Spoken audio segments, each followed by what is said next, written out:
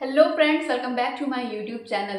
तो फ्रेंड्स, कश्मीर के पहलगाम में जो डेडली टेरर अटैक हुआ है उस पर ध्रुव राठी की इस इशू पर वीडियो आ चुकी है, जो कि हम साथ मिलकर आगे देखेंगे और जानेंगे कि इस पूरे इशू पर उनका पॉइंट ऑफ व्यू क्या है और उन्होंने मोदी गवर्नमेंट को लेकर के क्या कहा है। और फ्रेंड्स, जैसा कि आर्टिकल 370 हटने के बाद गवर्नमेंट ने ये दावा किया था कि अब कश्मीर से जो है आतंकवाद का पूरी तरह से खात्मा हो जाएगा और ऐसी घटनाएं जो है हमें नहीं देखने को मिलेगी, आतंकवादी घटनाएं। लेकिन आए दिन हमें कोई ना कोई वहाँ पे आतंकवादी घटनाएं जो है देखने को और सुनने को मिलती है। तो चलिए हम लोग स्टार्ट करते हैं इस वीडियो को और देखते हैं ध्रुव राठी की इस लेटेस्ट वीडियो को। नमस्कार दोस्तों, पहलगाम की बैसारन वैली, जिसे भारत का मिनी स्विट्जरलैंड कहा जाता है, इस टूरिस्ट स्पॉट पर एक खौफनाक आतंकी हमला हुआ जिसे देखकर पूरे देश की रूह कांप गई है। अभी तक की जानकारी के अनुसार इस आतंकी हमले में कम से कम 26 लोगों की जानें जा चुकी हैं, 17 लोग इंजर्ड हैं और मृतकों में से सभी 26 लोग मेल्स थे।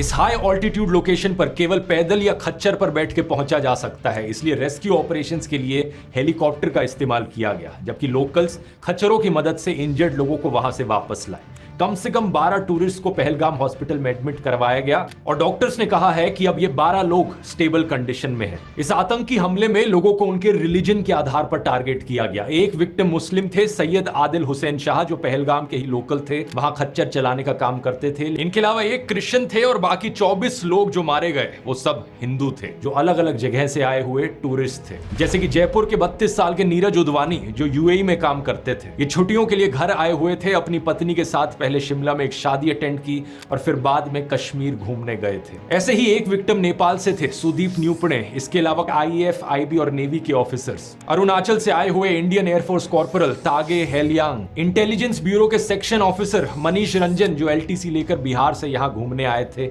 अपनी पत्नी और 2 बच्चों के साथ। हरियाणा के 26 साल के इंडियन नेवी लेफ्टिनेंट विनय नारवाल, केवल 6 दिन पहले उनकी शादी हुई थी। ये अपनी पत्नी के साथ हनीमून मनाने आए थे, एक ऐसा हनीमून जिसके बाद इनकी पत्नी वापस विधवा होकर लौटी। एक वीडियो में इन्हें कहते हुए सुना गया कि अपने पति के साथ भेलपूरी खा रही थी कि तभी एक आदमी आया, उसने कहा कि शायद ये मुस्लिम नहीं है और ये कहते ही उसने तुरंत गोली मार दी। उसने बोला कि शायद मुस्लिम नहीं है, उसने उसको गोली मार दी। कुछ ऐसा ही कहा पुणे की एचआर प्रोफेशनल असावरी ने। उन्होंने बताया कि जब उन्होंने दूर से आतंकियों को फायरिंग करते हुए देखा तो उनका परिवार सुरक्षा के लिए पास के एक टेंट में चला आया, लेकिन आतंकी वहां भी आ गए। उनके फादर को इस्लामिक वर्स रिसाइट करने के लिए कहा और जब वो नहीं कर पाए तो उन्हें सीधा गोली मार दी। मदद के लिए वहां कोई नहीं था, ना पुलिस ना आर्मी। जो लोग उन्हें वहां खच्चर पर लेकर आए थे, उन्होंने असावरी, उनकी मां और एक फीमेल रिलेटिव को रिटर्न जर्नी में मदद की। तो बहुत सारे घोड़े वालों ने भी मतलब घोड़े पे लेके गया था, उनको हॉस्पिटल पहुंचाया। मेरे अलावा भी बहुत सारे ऐसे लोग हैं जिन्होंने कंधे पे उनको उठाया है हॉस्पिटल पहुंचाने के लिए। बाद में करीब 20 मिनट बाद इंडियन आर्मी वहां पहुंची और उन्हें रेस्क्यू किया। पाकिस्तान बेस्ड टेरर ग्रुप लश्कर ए तायबा के एक शैडो ग्रुप टीआरएफ ने इस हमले की जिम्मेवारी ली है। टीआरएफ का फुल फॉर्म है द रेजिस्टेंस फ्रंट। 2 साल पहले जब टीआरएफ ने कश्मीर के पत्रकारों को धमकियां दी थी, तब मिनिस्ट्री ऑफ होम अफेयर्स ने इसे यूएपीए के अंतर्गत एक आतंकवादी संगठन डिक्लेयर कर दिया था। इस टेरर ग्रुप के मेंबर शेख सज्जाद गुल को भी यूएपीए के 4थे शेड्यूल के अंतर्गत आतंकवादी घोषित किया गया था। एक इंटेलिजेंस असेसमेंट के मुताबिक यह सस्पेक्ट किया जा रहा है कि लश्कर ए तायबा का टॉप कमांडर सैफुल्ला कसूरी भी इसके साजिशकर्ताओं में से एक है। इंडियन एक्सप्रेस की रिपोर्ट में बताया गया है कि इनिशियल प्रोब के अनुसार 4 से 6 आतंकी थे जिन्होंने यह हमला किया। आई विटनेसेस के स्टेटमेंट्स के आधार पर जम्मू एंड कश्मीर पुलिस ने अटैक करने वाले 3 पाकिस्तानियों के स्केच भी रिलीज कर दिए हैं। एक सरकारी सोर्स ने द हिंदू को बताया कि हमलावरों में से 2 ऐसे कश्मीरी युवाओं के होने का शक है जो 2018 में पाकिस्तान चले गए थे। अनंतनाग का आदिल गुरी और पुलवामा का एहसान। सरकारी सूत्रों ने बताया कि इन्होंने रिसेंटली पाकिस्तानी आतंकियों के साथ इन्फिल्ट्रेशन की और इनके मूवमेंट के बारे में कुछ इनपुट्स मौजूद थे। टाइम्स ऑफ इंडिया में राजशेखर झा की रिपोर्ट में एक सूत्र के हवाले से कहा गया कि पहले से इनपुट्स थे कि अप्रैल के पहले हफ्ते में आतंकियों ने कुछ होटलों का पूर्व परीक्षण किया था, इसलिए कोई इंटेलिजेंस फेलियर नहीं था। इंटेलिजेंस इनपुट्स होने के बावजूद अटैक हो गया। इससे दोस्तों पुलवामा हमले की याद आती है, जून 2019 में minister of state for home affairs G Kishan Reddy ने राज्यसभा को बताया था कि कोई इंटेलिजेंस फेलियर नहीं था। बाद में फ्रंटलाइन की एक इन्वेस्टिगेशन ने भी यह रिवील किया था कि 2 जनवरी से लेकर 13 फरवरी के बीच में 11 इंटेलिजेंस इनपुट्स थे। ये बता रहे थे कि कोई किसास हमला हो सकता है, यानी बदला लेने के लिए स्ट्राइक हो सकती है। पुलवामा हमले के बाद जब इन्वेस्टिगेशन हुई तो मुदासिर अहमद खान को पुलवामा हमले का मास्टरमाइंड पाया गया। उससे रिलेटेड भी 2 इंटेलिजेंस इनपुट्स पहले से ही मौजूद थे। 24 जनवरी 2019 के इंटेलिजेंस इनपुट में बताया गया था कि कुछ आतंकियों ने मुदासिर अहमद खान को रिपोर्ट किया आने वाले दिनों में एक फिदायीन हमला करने के लिए। यह ग्रुप शाहिद बाबा ग्रुप के साथ कांटेक्ट में है। यह वही ग्रुप था जिसका मेंबर था पुलवामा हमले का बॉम्बर आदिल अहमद दार। 25 जनवरी के दिन का जो इंटेलिजेंस इनपुट था उसमें मुदासिर अहमद खान की लोकेशन की जानकारी थी।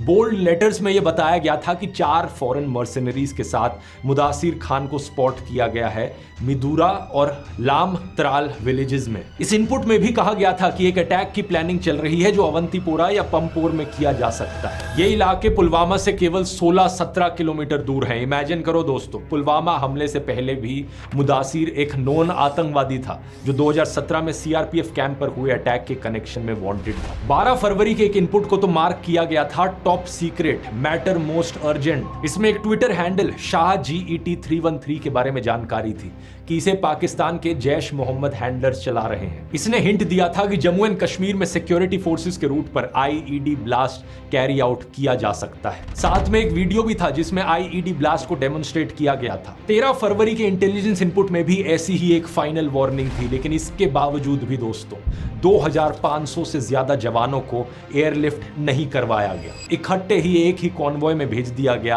और सीआरपीएफ के फॉर्मर IG ने बाद में इसे लेकर ऐतराज भी जताया था। 2547 को भेजना और 78 व्हीकल से कॉन्वॉय में लगाना, वो मुझे लगता है टेक्निकली ठीक नहीं। सोचकर देखो दोस्तों, इतने डिटेल्ड इंटेलिजेंस इनपुट्स होने के बावजूद भी पुलवामा हमला हो गया। कैसे हुआ? सवाल ये उठता है। मुझे तो पता नहीं, क्या आपको पता है? अगर मुझे नहीं पता, आपको नहीं पता, तो किससे पूछना चाहिए कि चूक कहां हुई? मुझे जवाब दीजिए। ये जो आतंकवादी हैं, उनके पास शस्त्र और बारूद कहां से आता है? वो तो विदेश की धरती से आता है और सीमाएं संपूर्ण रूप से आपके कब्जे में है। सीमा सुरक्षा बल आपके कब्जे में है कि विदेशों से घुसपैठ भी आते हैं। घुसपैठ आतंकवादियों के रूप में आते हैं। आतंकवादी घटनाएं करते हैं, भाग जाते हैं। प्रधानमंत्री जी, आप मुझे बताइए, सीमाएं आपके हाथ में है, कोस्टल सिक्योरिटी आपके हाथ में है, BSF सेना आपके हाथ में है, नेवी आपके हाथ में है। ये विदेश से घुसपैठ के कैसे घुस जाते हैं? कोई भी समझदार इंसान, कोई भी समझदार बच्चा तक ये समझ सकता है कि देश की सुरक्षा चुनी हुई सरकार की जिम्मेवारी है। तो सवाल उसी से पूछा जाना चाहिए। दिसंबर 2016 में प्रधानमंत्री मोदी ने एक रैली में कहा था कि नोटबंदी ने आतंकवाद की कमर तोड़ दी है।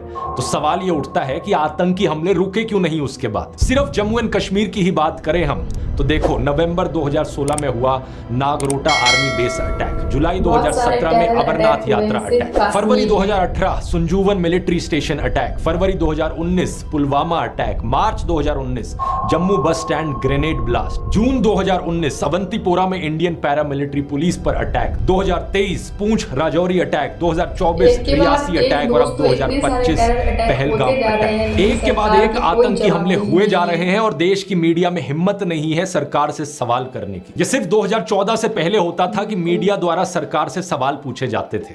फिल्में भी आप देखोगे, अ वेंसडे जैसी फिल्में बनाई जाती थी जिनमें सरकार से आतंकवाद पर सवाल पूछे जाते थे। इसीलिए हम सरकार चुनते हैं कि वो मुल्क चलाए। आप लोग सरकार, पुलिस फोर्स, इंटेलिजेंस सक्षम है इस तरह की पेस्ट कंट्रोल के लिए, लेकिन आप लोग कर नहीं रहे। मैं चाहता हूं कि अगर मेरा बच्चा घर से बाहर निकले तो बेखौफ घूमे, कहीं भी, कभी भी, ट्रेन में, बस में, कहीं भी। उस जमाने में जनता मिलकर प्रोटेस्ट करती थी और नेता अपनी गलती मानते हुए इस्तीफा भी दे देते थे। जैसे कि मुंबई के 26/11 अटैक के बाद होम मिनिस्टर शिवराज पाटिल ने पब्लिक डिमांड के चलते हुए इस्तीफा दिया था और महाराष्ट्र के मुख्यमंत्री विलासराव देशमुख ने भी इस्तीफा दिया था। मैं ये नहीं कह रहा कि इस्तीफा देकर उन्होंने कोई महान काम कर दिया। बात यह है कि किसी भी फंक्शनिंग डेमोक्रेसी में ये एक बेसिक बात है और अब उस बेसिक कॉमन सेंस को हमारा देश खो चुका है। अब इस नए भारत में अर्नब गोस्वामी जैसे नमूने को देखिए। अर्नब गोस्वामी इस पहलगाम अटैक के लिए सुप्रीम कोर्ट को जिम्मेवार ठहरा रहा है। There was no need in my view for the Supreme Court to waste time getting into whether 370 was इनका दिमाग abrogation was तो valid or घुटने not. में It was a आता waste है। of time because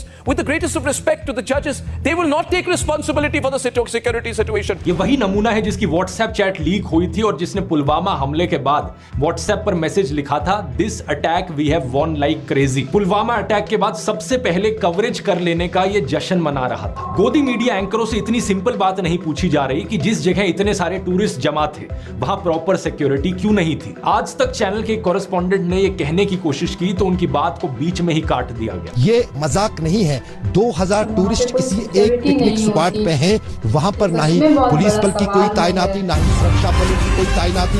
हम देखते हैं जब अमरनाथ यात्रा होती है। ये सवाल एक बच्चा तक पूछ रहा है। सरकार तो गई हुई है, मतलब इतना बड़ा आतंकवादी का हमला हुआ, उन्हें कुछ पता ही नहीं है। इधर पूरी नीचे पूरे आर्मी का बेस है, उन्हें पता ही नहीं है। दोस्तों, अब 10 दिन पहले की ये रिपोर्ट देखिए। डिफेंस मिनिस्ट्री ने पार्लियामेंट की स्टैंडिंग कमेटी को बताया कि आर्मी में ऑफिसर्स का करंट नंबर है 42,095, जबकि ऑथराइज्ड स्ट्रेंथ है 50,538। देश में करीब 8,400 आर्मी ऑफिसर्स की कमी है और 92,400 सोल्जर्स की। कुल मिलाकर आर्मी में 1 लाख से ज्यादा आर्मी पर्सनल की शॉर्टेज है। इस शॉर्टेज की वजह से सोल्जर्स को एक जगह से दूसरी जगह शिफ्ट कराया जा रहा है पहले से ज्यादा रेट पर। सवाल ये उठता है कि ये शॉर्टेज क्यों है? मुझे तो नहीं पता, लेकिन आप इस अगस्त 2022 की द टेलीग्राफ की ये रिपोर्ट देखिए। यहां लिखा है कि कोविड के 2 सालों में आर्मी की कोई रिक्रूटमेंट नहीं हुई, इसलिए आर्मी में 1 लाख से ज्यादा ट्रूप्स की कमी है। और अब इस रिपोर्ट की हेडलाइन देखिए, अगले 3 साल में आर्मी स्ट्रेंथ को 2 लाख से कट करने का प्लान। क्या सेंस बना इस बात का? एक मिनिस्ट्री ऑफिशियल ने कहा कि आर्मी अपनी ट्रूप स्ट्रेंथ का रैशनलाइजेशन कर रही है। इसे सैलरी और पेंशन का खर्च कम करने के अटेम्प्ट के रूप में देखा जा रहा है। कई लोगों ने आरोप लगाया है कि सरकार आर्मी ऑफिसर्स की सैलरी और पेंशन पर पैसे बचाना चाह रही है और इसलिए इनकी ट्रूप स्ट्रेंथ कम करने का प्लान। विनय नारवाल की बहन ने हरियाणा चीफ मिनिस्टर नायब सिंह सैनी के आगे रोते हुए कहा कि उनके भाई 1.5 घंटे तक जिंदा थे। अगर वहां आर्मी होती तो उन्हें बचाया जा सकता था, लेकिन कोई नहीं आया, वहां कोई नहीं आया। कोई नहीं आया वहाँ पे 1.5 घंटा, वो जिंदा था तब तक कोई नहीं आया वहाँ पे। अगर कोई बचाया जा सकता था। आर्मी होती तो मेरे को बच सकता था, कोई नहीं आया वहाँ पे। वही कार्रवाई तो है। अब तक कोई सुविधा नहीं, कोई फैसिलिटी नहीं, कोई आर्मी नहीं, कोई पुलिस नहीं। जયારે મોટા મોટા नेता આવે કોઈ વીઆઈપી માટે પાછળ કેટલી ગાડી પર હેલિકોપ્ટર લેને ત્યાં દે। गोदी मीडिया को इससे कोई मतलब नहीं। कश्मीरी पंडित अपने सिक्योरिटी कंसर्न्स के लिए 300 से ज्यादा दिन तक स्ट्राइक पर बैठे रहे, लेकिन कोई खबर तक नहीं आई। दूसरी तरफ मुकेश अंबानी सेठ और उनके परिवार के लिए हाईएस्ट लेवल का Z+ सिक्योरिटी कवर है। इसमें कुल 55 सिक्योरिटी पर्सनल हैं, जिनमें से 10 से ज्यादा हाईली ट्रेन्ड NSG कमांडोज हैं। टाइम्स ऑफ इंडिया की रिपोर्ट में बताया गया है कि मुकेश के बेटे अनंत की घड़ी की कीमत 60 करोड़ से ज्यादा की है। नीता अंबानी की नेकलेस की कीमत 500 करोड़ की है। शादी में खर्च हुआ 5,000 करोड़ से ज्यादा, लेकिन सिक्योरिटी में इन्हें चाहिए सरकारी खर्चे पर ट्रेन किए गए हाईली ट्रेन्ड NSG कमांडोज। हम लोगों के टैक्स के पैसे पर ट्रेन किए गए NSG कमांडोज। गोदी मीडिया को इससे कोई मतलब नहीं है। इनके सेठ और देश के बॉलीवुड सेलिब्रिटीज को यहाँ पर Y+ Z+ सिक्योरिटी कवर्स मिल रहे हैं। मुझे मुकेश अंबानी और सेलिब्रिटीज के सिक्योरिटी कवर से कोई प्रॉब्लम नहीं है, लेकिन सवाल यहाँ पर यह है कि आम लोगों को क्या मिल रहा है यहाँ। अब कुछ लोग कहेंगे कि VIP नेता, बिजनेसमैन, फिल्म स्टार्स देश के लिए जरूरी है, इसलिए उनके लिए ज्यादा सिक्योरिटी कवर जस्टिफाइड है। लेकिन पहलगाम में जो आम इंसान मारे गए वो भी तो अपने परिवार के लिए उतने ही जरूरी है ना। उनकी पत्नी, उनके बच्चे और उनके माँ बाप के लिए तो वही दुनिया है। सवाल यहाँ पर यह है कि आम लोगों की ही जान इतनी सस्ती क्यों है? कभी ट्रेन एक्सीडेंट में मारे जाते हैं, कभी भगदड़ में, कभी होर्डिंग गिर जाती है तो कभी पुल टूट जाता है, कभी किसी की पोर्श या लैम्बोर्गिनी गाड़ी के नीचे आके मारे जाते हैं या सड़क पर मैनहोल में गिर जाते हैं, तो कभी आतंकी हमले में मारे जाते हैं। आम लोगों की सिक्योरिटी की बात हो तो सरकार आर्मी ट्रूप्स के सैलरी और पेंशन की चिंता करने लगती है। अलग अलग स्टेट्स की पुलिस को ही देख लीजिए, कितनी ओवरवर्क्ड है। बार बार पुराने वीडियोस में मैंने इसकी बात करी है। पुलिस की संख्या डबल करने की जरूरत है देश में। पुलिस को ज्यादा ट्रेनिंग फैसिलिटीज प्रोवाइड करने की जरूरत है ताकि देश में लॉ एंड ऑर्डर बेहतर हो सके, देश के लोगों को सुरक्षा मिल सके, लेकिन किसी को कोई मतलब ही नहीं है। लॉ एंड ऑर्डर का तो इस नए भारत में इतना बड़ा मजाक बन गया है कि क्या ही बताऊं। हर दूसरे दिन दिन एक नया वीडियो सामने आता है, सड़क पर किसी को मारा पीटा जा रहा है, पुलिस कुछ नहीं करती। गुंडे आकर किसी स्टूडियो को तोड़ चले जाते हैं तो कभी किसी रेस्टोरेंट को, पुलिस वहां देखती रहती है। होम मिनिस्टर अमित शाह ने कहा है कि इस आतंकी हमले के गुनहगारों को बख्शा नहीं जाएगा। अच्छी बात है,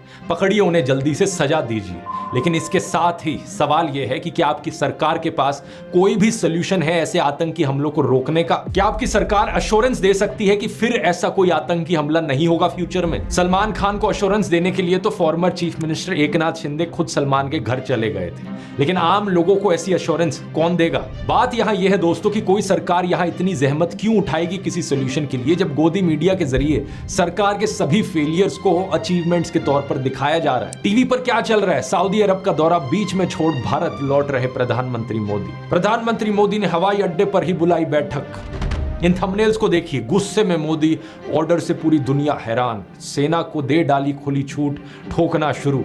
जो ब्रेन वॉश लोग इस सब में यकीन करते हैं, उन्होंने अपनी इमेजिनेशन में अलग ही दुनिया बना रखी है, एक ऐसी दुनिया जहां पर धरती मोदी के अराउंड चक्कर लगाती है। खैर, अपने मुद्दे पर वापस आए। जम्मू एंड कश्मीर के मुख्यमंत्री ओमर अब्दुल्ला ने कहा कि इस अटैक को अंजाम देने वाले जानवर हैं, इनह्यूमन हैं, कंटेम्प्ट के लायक हैं। उनकी निंदा करने के लिए कोई शब्द काफी नहीं। उन्होंने विक्टिम्स के परिवारों के लिए संवेदना व्यक्त की। कश्मीर में लोगों ने शोक मनाने के लिए बंद लगाया, किसी ने एकता दिखाने के लिए मार्च की तो किसी ने कैंडल लाइट मार्च निकाली। कश्मीर के बाहर जमायत उलेमा ए हिंद जैसी प्रोमिनेंट मुस्लिम ऑर्गेनाइजेशंस ने टेरर अटैक को कंडेम किया। ऑल इंडिया इमाम ऑर्गेनाइजेशन के हेड इमाम उमर अहमद इलियासी ने कहा कि शुक्रवार की नमाज के समय 5.5 लाख मस्जिदों से स्ट्रॉन्ग एंटी टेरर मैसेज दिया जाएगा। विक्टिम्स के लिए प्रार्थना की जाएगी। भारत के बाहर यूएई, सऊदी अरेबिया, बांग्लादेश और कतर जैसे कई सारे मुस्लिम देशों ने भी हमले की कड़ी निंदा की है। देश के आम मुसलमानों ने भी सोशल मीडिया पोस्ट पर अपना विरोध जताया है। यह अच्छी बात है कि लोग आपस में रिलीजन के नाम पर ना बटें और इस तरह आतंकियों के मंसूबों को नाकाम करें, क्योंकि ये सभी आतंकवादी यही तो चाहते हैं कि भारत में धार्मिक नफरत फैले, लोग एक दूसरे से लड़े और हमारा देश टूट जाए। लेकिन क्या कोई भी देशभक्त ऐसा चाह सकता है? कभी भी नहीं। कोई भी देशभक्त यही चाहेगा कि मेरा देश मजबूत रहे, अखंड रहे। देशभक्त तो एक ही नारा बोलेंगे, भारतीय एकता जिंदाबाद।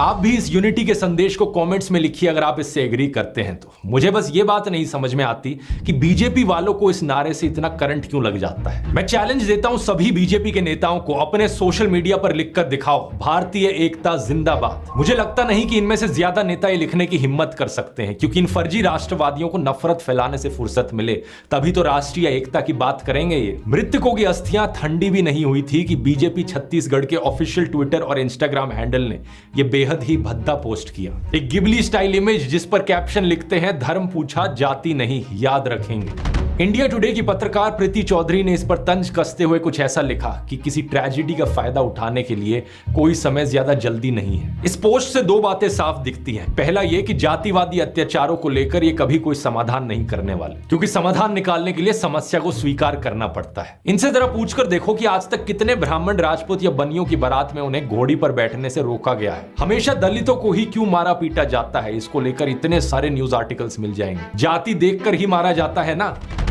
दूसरी बात इस पोस्ट से पता चलती है कि बीजेपी वाले देश में धार्मिक नफरत फैलाते रहेंगे। ये आतंकवादियों का जो एजेंडा है देश को तोड़ने का, हिंदुओं को मुसलमानों से लड़वाने का, देश को सिविल वॉर की कगार पर ले जाने का, यही एजेंडा बीजेपी के लोग भी फॉलो करते हैं। चारों तरफ आप इन लोगों की पोस्ट देखोगे सोशल मीडिया पर, सिर्फ एक ही चीज पर फोकस करते हैं, हिंदू वर्सेस मुस्लिम्स। ये चाहते हैं सभी हिंदुओं के अंदर डर बैठे, आतंकवादियों से नहीं बल्कि अपने देश के मुसलमानों से, अपने पड़ोसियों से, अपने दोस्तों से। ये चाहते हैं सभी मुसलमानों के अंदर डर बैठे, आतंकवादियों से नहीं बल्कि अपने देश के हिंदुओं से, अपने पड़ोसियों से, अपने दोस्तों से। ये संपत्ति इकट्ठी करके किसको बांटेंगे? जिनके ज्यादा बच्चे हैं उनको बांटेंगे। ये सब सिर्फ इसलिए ताकि आप इन्हें डर के मारे वोट दो। यही कारण है दोस्तों कि 2014 के बाद से परपेचुअली हिंदू खतरे में रहा है। चारों दिशाओं से साल भर साल, महीने भर महीने यही हिंदू खतरे में है का नैरेटिव आपको सुनाया जाता है। हैरान हो जाएंगे, रिपोर्ट के मुताबिक the Muslim population has gone up by 43+%। 43% बढ़ी है। The Hindu population has gone down in an equal period by 7.82%. 8% कम हुई है। Think about this. It's crazy. एक साजिश चल रहा है भारत को गजवाए हिंद करने का, इस्लामिक स्टेट बनाना चाहते हैं। जबकि 2014 से पहले इसकी आपको कोई बात भी कहीं सुनने को नहीं मिलती थी। सिर्फ सत्ता पाने के लिए ये देश में हिंदू मुसलमानों को लड़वाने की बात करते हैं, देश को तोड़ने की बात करते हैं। और बीजेपी के जैसे ही कट्टरपंथी नफरती एलिमेंट्स मुसलमानों में भी हैं दूसरी साइड पर। ऐसे मुसलमानों को आप यहां देख सकते हो, जब हमले की खबर आती है पोस्ट पर ये हंसने वाले रिएक्शन देते हैं। ये लोग चाहे सुधरे या ना सुधरे, लेकिन एक चीज आप समझ लीजिए, आप जो आम हिंदू, आम मुस्लिम, आम सिख, ईसाई, बौद्ध, जैन हो, चाहे आप ब्राह्मण हो, राजपूत हो या दलित हो, चाहे हरियाणवी हो या मराठी हो, एक बात ध्यान से समझ लीजिए कि हिंसा चाहे धर्म, जाति, भाषा या किसी भी और आधार पर हो, हिंसा चाहे जो भी करे, हर एक हिंसा की किसी अगर मगर के बिना आलोचना करें। चाहे वो पहलगाम का आतंकी हमला हो या पैलेस्तीन में लोगों का मारे जाना, चाहे वो जातिवाद के नाम पर हिंसा हो या मराठी ना बोलने पर, कन्नड़ा ना बोलने पर लोगों को मारा पीटा जाना हो, हर एक हिंसा हमारे देश में दीमक की तरह है। नफरती आतंकी लोग आप लोगों को भड़काएंगे कि उन लोगों ने ये किया वो किया, लेकिन भड़कना नहीं है। ये अस वर्सेस देम, यानी हम लोग वर्सेस वो लोग। इस जहरीले प्रोपेगेंडा से बाहर निकलना है। हम भारत के लोग, हमारी डिमांड है कि इन सभी क्रिमिनल एलिमेंट्स, टेरर एलिमेंट्स को जेल में डाल दिया जाए, इन्हें सजा दी जाए। और जो बाकी लोग हैं, हमें साथ में रहना है, देश में शांति और तरक्की लेकर आनी है। इसलिए जोर से कहिए, भारतीय एकता जिंदाबाद। इस आतंकी विचारधारा के खिलाफ, देश को तोड़ने वाले लोगों के खिलाफ भारतीय एकता जिंदाबाद। जय हिंद।